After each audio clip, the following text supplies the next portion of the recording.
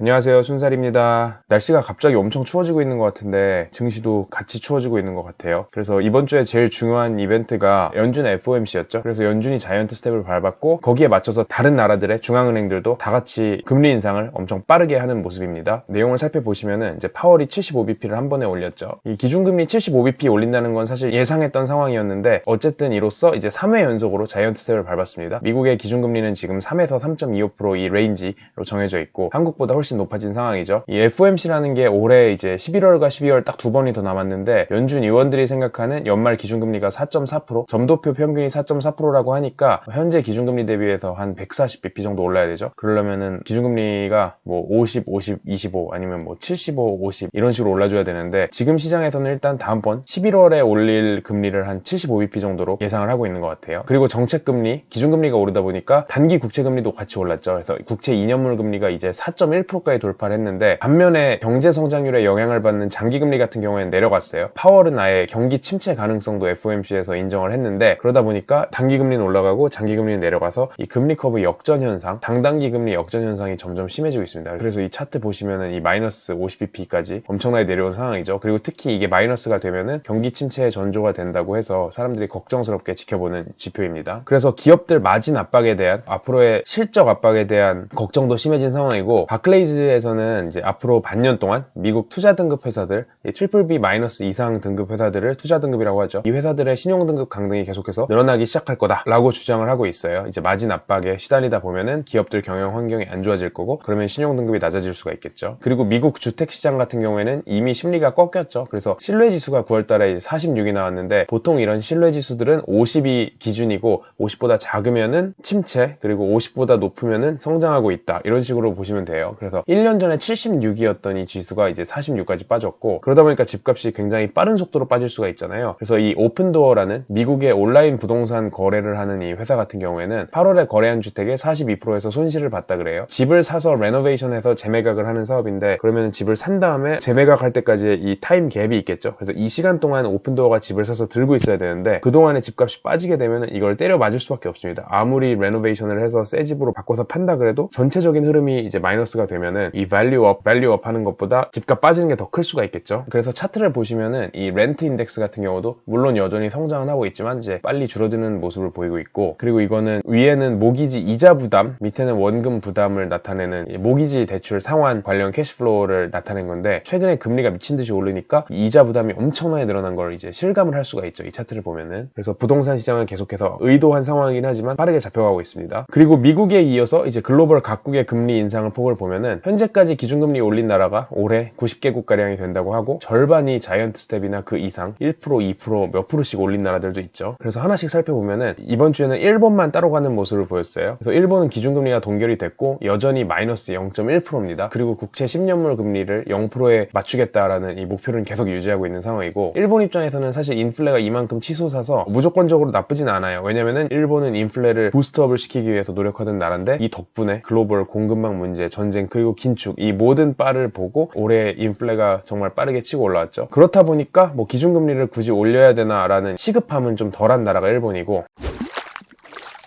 그 외에 다른 나라들, 이제 유럽 국가들을 보시면은 스위스 역시도 이제 마이너스 금리였거든요. 원래는 일본보다 더 심한 마이너스 0.25였는데 이번에 한 번에 75bp 엄청난 폭으로 올렸습니다. 아마 스위스 역사상 거의 제일 높은 폭이라고 알고 있는데 어쨌든 0.5%로 기준금리 한 번에 올렸고, 마이너스 금리를 같이 이제 겪고 있던 덴마크나 유로존 같은 경우에는 이미 마이너스 금리를 탈출했죠. 그리고 스웨덴 같은 경우에는 한 번에 100bp를 올리는 모습을 보였고, 영국과 노르웨이도 한 번에 50bp를 또 올렸습니다. 그리고 뭐 인도네시아, 필리핀 같은 이런 이머징 국가들도 환율이 계속 작살이 나다 보니까 어떻게든 빨리 금리 인상을 쫓아가야 되는 모습을 보였고, 그래서 50bp씩 금리를 올리는 모습을 보였어요. 이제 그러다 보니까 어쨌든 주요국 중에는 이제 일본만 마이너스 금리고 나머지는 다 마이너스 금리를 탈출한 모습입니다. 그리고 특히 영국을 보시면은 영국은 역대급 소득세와 법인세 인하를 단행했습니다. 그래서 최저세율, 최고세율 모두 이제 깎아주는 모습을 보였고, 그리고 거기에 맞춰서 금융 규제도 완화했어요. 뭐 뱅커들 보너스 캡이 있는데 그거를 뭐 없앤다든지. 그래서 이런 식으로 50년 만에 최대폭의 이런 세금 부담 완화를 시행을 했는데 이게 신임 총리가 집권을 하고 나서 바로 지키게 된 이 공약이죠. 그래서 당선 공약 자체가 이런 식으로 세금을 줄이겠다라는 식으로 표를 얻었었고, 근데 영국이 사실 지금 여유가 있는 상황은 아니죠. 그래서 글로벌 경제 성장률을 나라별로 보면은 뭐 미국, 유럽, 영국 다 놓고 보면은 사실 다 안 좋은데 그 중에서 제일 안 좋은 게 영국이에요. 펀더멘탈 자체도 이 다른 나라들에 비해서 당연히 좋지 않고, 그러다 보니까 시장에서는 진짜로 세금을 깎냐, 이게 나라가 돈이 얼마나 있는 거냐, 부족하지 않냐 걱정을 하다 보니 영국의 자산을 이제 손절을 하게 되고, 그러다 보니까 영국 자산을 팔아서 얻은 이 파운드화를 팔고 달러를 사겠죠. 그럼 파운드화 매도를 하게 되니까 파운드화 가치는 계속해서 폭락을 합니다. 이 역시도 37년만 최저치인데, 차트 보시면은 파운드 달러 환율이 지금 1.1까지 떨어진 상황이죠. 그래서 이거 레리 서머스 미국 전 재무부 장관 같은 경우에는 파운드화도 이제 1대1, 유로화 같은 경우에는 달러랑 1대1 환율이 깨졌었죠. 유로가 달러보다 싸진 상황이었는데 파운드 같은 경우도 정말 깨질 수 있다, 이런 식으로 환율에 대한 경고를 하고 있습니다. 그래서 사실 저는 금융 일을 하면서 파운드화랑 유로화는 물론 이제 절대적인 가치가 아니라 그냥 상대적인 숫자이긴 하지만 교환 비율이 달러랑 1대1이라는 거를 이 파운드화와 유로 관련해서는 상상을 해본 적이 없었는데, 최근에는 정말 무슨 상상을 하든 그걸 뛰어넘는 일들이 벌어지고 있습니다. 독일 같은 경우도 인플레가 계속 치솟으면서 힘들어하는 국가고요.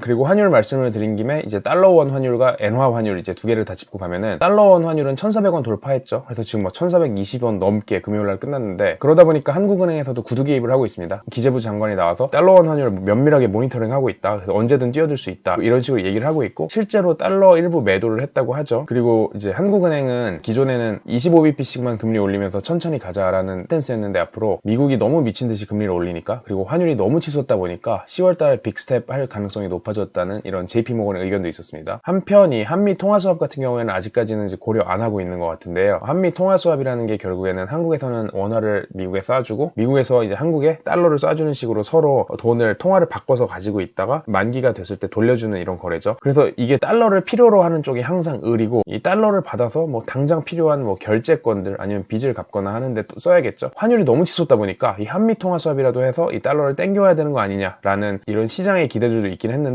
어쨌든 정부에서는 아직까지는 이게 한국만의 문제, 한국만의 구조적 문제가 아니기 때문에 할 필요 없다라는 스탠스고요. 일본 같은 경우에는 외환시장 개입을 했죠. 그래서 24년 만에 처음으로 엔화를 매수하는 개입을 했습니다. 참고로 엔화 매도 개입은 종종 했었는데 엔화 매수 개입은 엄청 오랜만이에요. 왜냐면은 엔화 매수를 하게 되면은 엔화 가치가 올라가겠죠. 물론 이제 달러 엔 환율이 내려간다는 뜻인데 엔화 가치가 올라가고, 근데 엔화 가치가 올라가면은 수출 비중이 높은 일본 같은 경우에는 수출 경쟁력이 이제 내려가서 경제에 악영향을 미칠 수 있다. 이것 때문에 매수 개입엔 소극적이다, 이런 스탠스였는데, 이게 아무래도 너무 뚫고 올라가니까 뭐 145를 뚫고 올라가 버리니까 엔화 약세를 찍어 누르는 모습을 보였습니다. 그래서 이례적인 일이 있었고요. 한편 이 영상을 보고 계시는 분들은 해외에 계신 분들도 많을 것 같은데, 이 일본이랑 홍콩 같은 경우에 국경을 열고 있습니다. 그래서 둘 다 외국인 여행자들 입국을 개방하고 격리를 면제해주고 하는 식으로 자국으로 이제 끌어들이는 모습을 보이고 있어요. 이제 저도 빨리 좀 홍콩 좀 다시 가고 싶은데 기대하고 있습니다. 그리고 중국도 간략히 짚고 가면은, 중국도 일단 금리 동결을 했죠. 이게 뭐 정확히 기준금리는 아니고 사실상 기준금리라고 불리는 론 프라임 레이트, 대출 우대금리를 동결을 했는데, 이게 부동산 주택담보대출의 기준이 되는 금리이다 보니까 기준금리처럼 사람들이 이제 얘기를 하고 있어요. 어쨌든 미국이 금리를 미친듯이 올리더라도 중국은 경기 부양이 더 중요하기 때문에, 그리고 특히 10월달 시진핑 3년임을 앞두고는 경기 부양을 해야겠죠. 이번엔 인하까지는 못했지만 동결은 했습니다. 그리고 한국 소식을 잠깐 짚고 가면은, 이 원자력 발전 같은 경우에 한국에서도 친환경으로 분류될 예정입니다. 이게 사실 유럽에서도 굉장히 이슈였죠. 친환경이라는 이 카테고리에 원자력을 넣는 게 말이 되느냐 아니냐 갖고 아직도 갑론을박이 있는데, 유럽에서는 일단 넣었죠. 왜냐면 원자력이랑 천연가스 이 두 가지를 다 넣었는데, 이 두 가지를 빼고는 사실 전력 발전이 굉장히 부족해지기 때문에 일단은 좀 뭐 어거지성이라는 소리를 듣더라도 녹색 분류 체계에 포함을 시켰고요.